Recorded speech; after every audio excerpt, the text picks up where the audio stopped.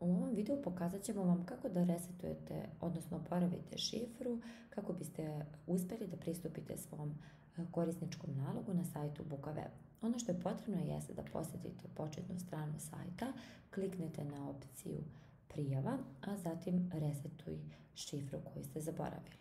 Nakon toga upišite mail adresu na koju želite da vam stigne mail za reset i opciju pošalji.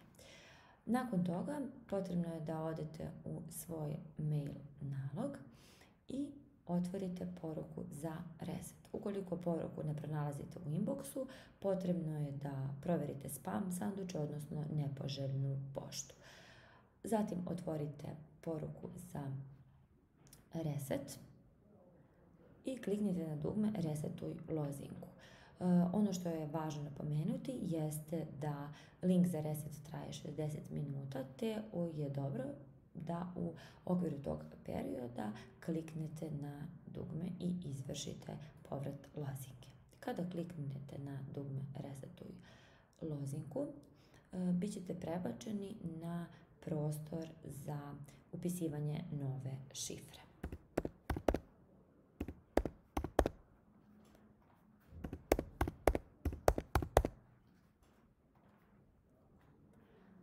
Lozinka je dakle uspešno promenjena i sada možete da kliknuti na opciju prijavi se, upisati svoj mail, novu šifru i zatim pristupiti svom korisničkom nalogu.